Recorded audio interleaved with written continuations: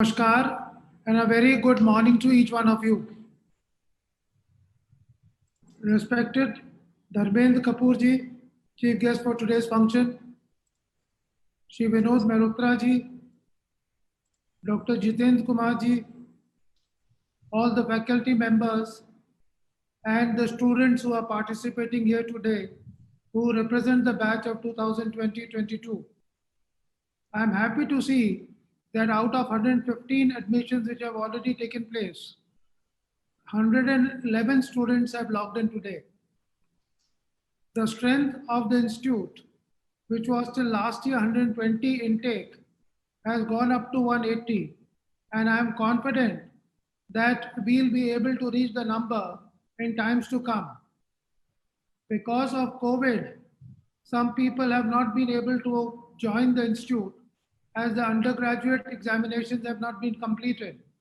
But in due course of time, we will see the number swell and we'll be able to run to full capacity. Dear students, I know each one of you have been passing through difficult time as none of us have ever experienced the challenges that we are facing because of COVID. While there has been a lot of stress and anxiety, but COVID also throws a huge amount of opportunity for each one of us. Things are being transformed. Today, we are able to work much more efficiently, much more engaging it has become, and we are able to do things which are much more meaningful.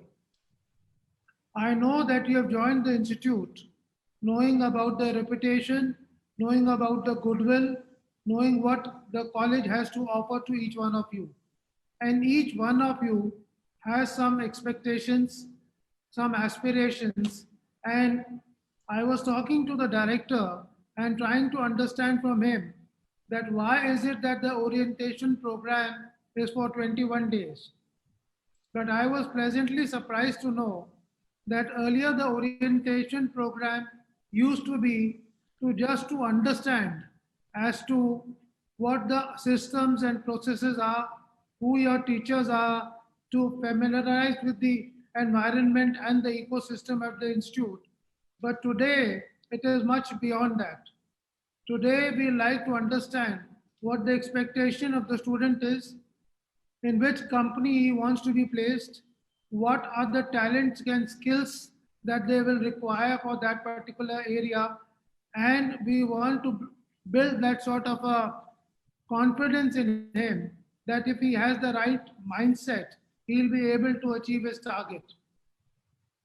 Dr. Dharmenji is with us, who is an expert in technology, and today we are living in a technological age. Welcome, sir. You will be guiding us and our students in our journey today because it's the first day of the orientation program. In the last couple of months, since COVID started in March and the lockdown happened, our faculty members, the directors, the academic team has been constantly engaging to ensure that what changes we should be able to make to ensure that we are able to deliver the best to our children. So there are a lot of changes in online system of education and offline system of education. The whole dynamics of education, as we all know, like other businesses have changed. Whether it is the content, whether it is the delivery of content, whether it is the pedagogical interventions, whether it is the assessments, classrooms observations, everything will go on a change. And I will be keen that all the students should continue to be continuously engaged in the journey, whether it is the orientation process or the time that they spend for 2 years in the school. They have to start thinking and behaving like managers. They have to follow a routine as if, despite the fact they are sitting at homes, they are working for the 8 to 9 hours and working aggressively, not only to the extent of what is being taught, but also deeping dive into various aspects and going into areas of case studies, problem solvings, working within teams in interdisciplinary manner so that they are able to understand and appreciate each other in a far better job. As a group, I must confess with modesty that our family has been in education for almost 75 years, as was being mentioned by the earlier speakers. My grandfather started a college in Calcutta, which was in 1945, and since then, we are running preschools, K 12 schools, graduation programs, and higher educations in which over 15,000 students are studying. And we are happy to see that most of the students coming out from our schools and colleges are having good careers, they are able to do well in life, and we have an alumni base which each one of you can tap upon. We have more than 15,000 alumni who are a part of the group, and we are proud of them. The biggest satisfaction as a family that we get is that when our students do well, and we want to really empower our students and make them industry ready in every aspect. So it is important for us that the students not only learn the subjects that they are supposed to, but there has to be an overall personality development of the student. The few points which I like to touch upon in my remarks today is that we have to understand as to what is the purpose of life.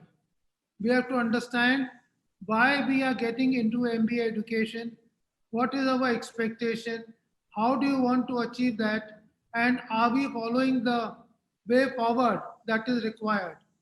If we have to go from one place to another, I was coming from Basant Vihar in Delhi to the institute, which is 45 minutes.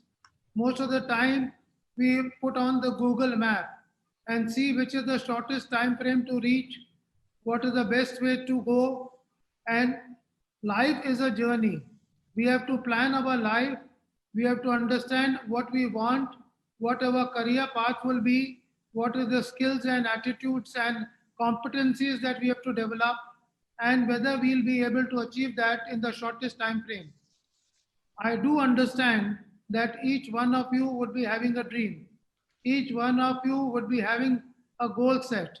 Whether you want to become an employer yourself by starting a new startup company, or you want to work with your father in your family business, or you want to join a, a company which could be a multinational company or any sector that you are keen at.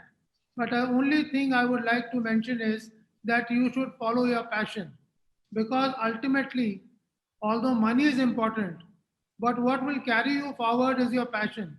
Because if you have the drive, the passion, then you will be able to devote more time. You will be able to really work hard to it and ensure that you are able to give your best as far as that is concerned. So perseverance and attitude ultimately will be very important in life. And what I'm seeing is that people, when we hire, even when we as an organization hire, we are looking at the content or quality of what the student understands.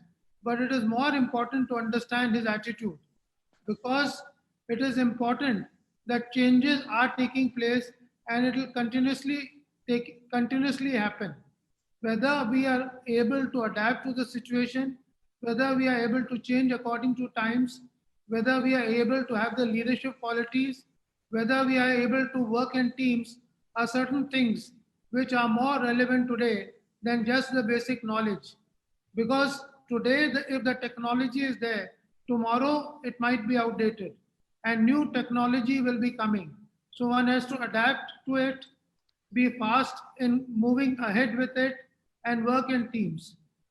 We have been seeing that all the businesses have changed.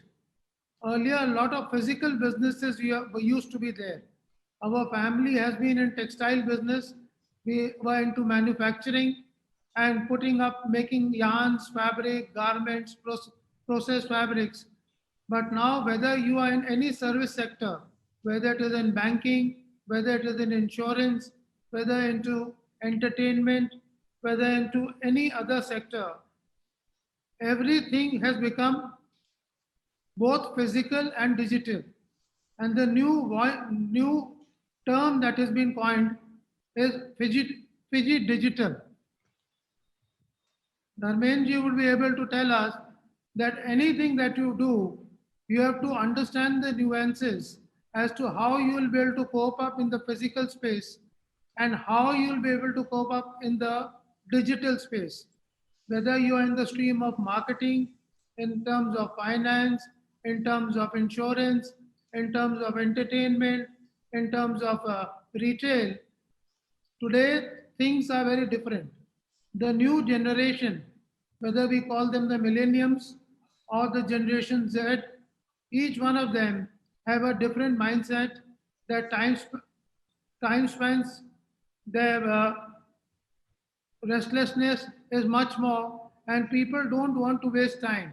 They want to do quick work at the shortest time frame, and hence it is important that we able to adapt to the new physical and digital mode, wherein I think our teachers, our faculty members, and the directors, whether you are into marketing, whether you are into finance, or any other areas, you will be able to understand the nuances which are required for this. Also, what we are seeing is that social media is becoming very important. So earlier, what we were using was only the left side of the brain. People were thinking that if you are able to memorize things, rote learning used to be there, that you will be qualified and you will be respected and you will be able to live a life in which you can continuously be happy and earn money. But today, it is not only the left side of the brain, it is the whole brain that is important. And the new education policy also ensures that changes are made in the policy so that both the left side of the brain and the right side of the brain becomes equally important, because today the industry requires a lot of new things. It requires creativity, it requires critical thinking, requires designing, it requires art, music, and there's an engagement of all these aspects into every aspect of business. When we see a Apple iPhone, it could be one of the best technologies, but without the technology or without the design aspect, that technology is meaningless. So people are looking for comfort, they are looking for design, they are looking for convenience, they are looking at the cheapest price, and hence we have to ensure that we are able to work out that anything that we do, we have all the elements that we understand and we are able to comprehend, so that we are able to make the products which are most suitable for our generation and for the generations to come. I think innovation will continue to be very important. Continuous research will be very important. And small research projects each student should continuously do. In India, we have seen that we have large number of problems. We have problem of poverty, we have problem of hunger, we have problems of ecology, and we have to address these challenges. And the young budding students have to understand these issues and to able to make products and services and innovate in each and every aspect, which will make it meaningful both not only for us but for all the people globally. We have also seen that the education policy talks about giving a lot of autonomy, and we as an organization or JSB as an institute will continuously expand. They will try to ensure the latest of techniques, whether it is business analytics, whether it is design thinking, whether it is socio-economic marketing.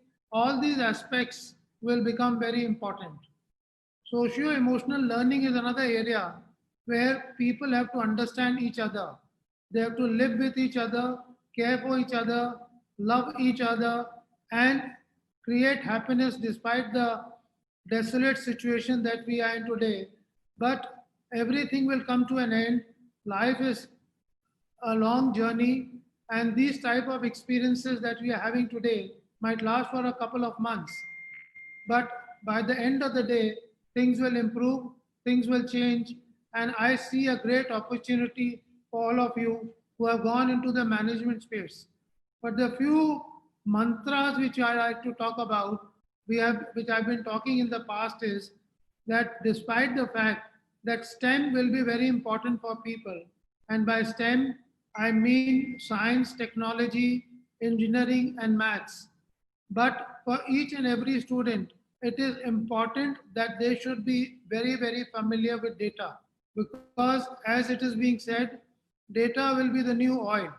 You have to understand data, you have to analyze data, you have to refine data, you have to use data at every stage, whether you're into marketing, whether you're into finance, or any other area of work. Data will become the key. And hence, it is important that how you are able to collate data, how you are able to retrieve the data, and how you are able to analyze it. And I think our director, along the faculty members, will play a lot of emphasis on how people are able to make representations, how they are able to capture data, analyze them, and understand them, and also use them. Because a lot of things happen in the country, whether it is a country or a company or individuals. They make ambitious plans, but and we also think that we'll be able to accomplish it, but over a period of time, that plans are only on paper, and we are not able to execute them in the manner, and we do not monitor them on a quarterly basis or weekly basis. Today, we know that companies have to publish their quarterly results. That means every quarter we have to review as to where you stand, how you have performed, where you have gone wrong, and hence, as an individual also, we should continuously have a benchmark as to what we want to achieve, but continuously on a quarterly basis, or for that matter at any frequency, try to understand and monitor and appraise ourselves that are we on the right path. If we are not on the right path, we can always do course correction. And if we want to achieve the target, then definitely there's a way forward. And I think all of you are living in a generation where there are huge opportunities. I am personally 63 years old, and looking back to your age when I was as young as you, maybe 20, 24, or 25, there were hardly any opportunities. Today we are flooded with choices. Earlier when we were there used to be only two cars. Either there was an option of buying either an ambassador car or a premier car. Similarly, there used to be one TV set, whether TV, and that used to be black and white, and the colored TV came in later. There used to be only one channel, which was the Doordarshan channel. Today, you have thousands of channels, hundred of choices that you get in buying cars. And if you want to go to Starbucks coffee, you'll get confused as to what type of coffee you want, because they will give you hundreds of choices. So any business that you want to enter into, the customer is not waiting for you, but for you, you have to give and personalize his requirement to his needs. And hence it is important that we understand the customer deeply, give them the choices, and continuously innovate and try to do something. And for that, I personally feel that speed is very important. A lot of us keep on thinking and do not move with speed. But it is important that the agility has to be there. If we are not agile in taking decisions, then somewhere down the line, we miss out on great opportunities that continuously pay to be there. And above all, it is very important that we should stay healthy. Although there will be a lot of pressures in terms of work, in terms of what we are supposed to do, there will be a lot of demands from our seniors and also from our teachers. But we have to focus on our health, whether it is physical health, mindfulness. We have to continuously use the Indian traditions of doing yoga, pranayam, and also physical exercises wherever and whatever we are comfortable with. And I think physical health and mindfulness will become the key, because we have to live within a community. We have to face different type of challenges, and at times when we are not able to pass, or at times when the director was saying that we fail. We should learn to fail fast because in every area that you work, there will be challenges and we have to fail. And today, failure is not a bad word. Earlier, we used to think that if we don't get 90% marks, we are not doing well.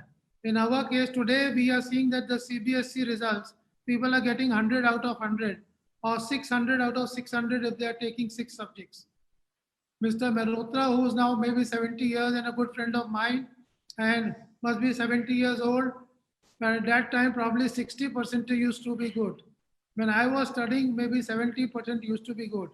But today, if people get 95% marks, they feel as if something heavens have fallen down. But it is not so. I think one has to accept that failure, it is not failure, it is the way you look at things. And I think one has to continuously experiment and fail. I just want to give to you a couple of examples when you talk about failures.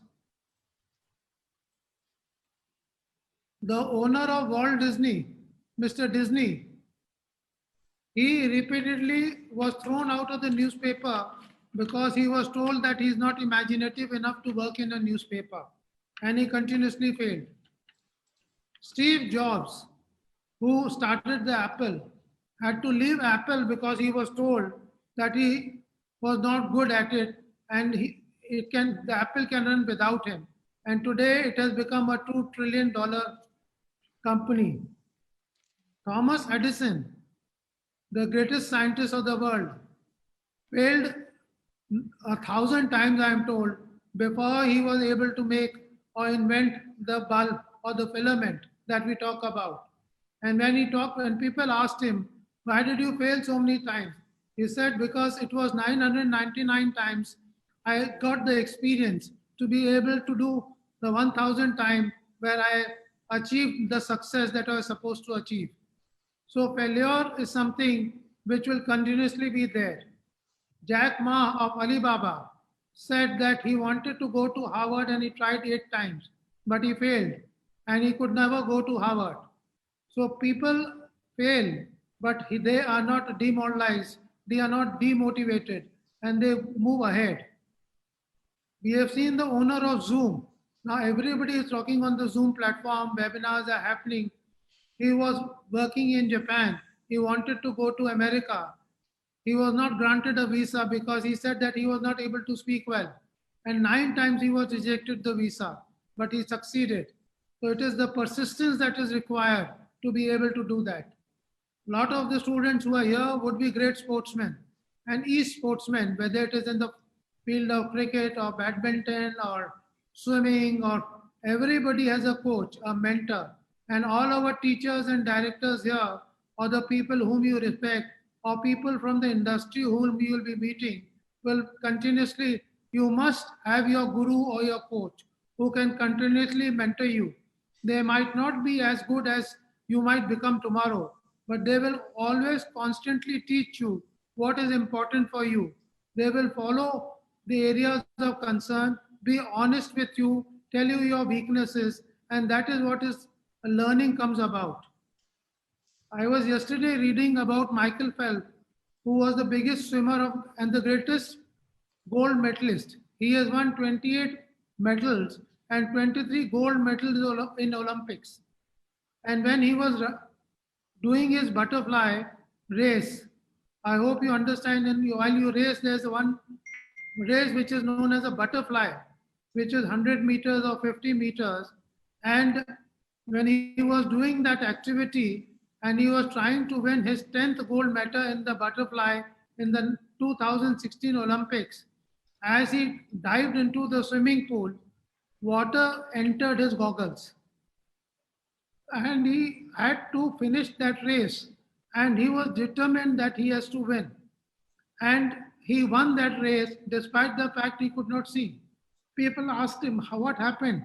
How did you win the race and the butterfly when you are not able to see? He said, I practiced that. That if I have to keep my eyes folded, if water gets into my goggles, how I'll be able to still survive, how still I'll be able to get the gold medal.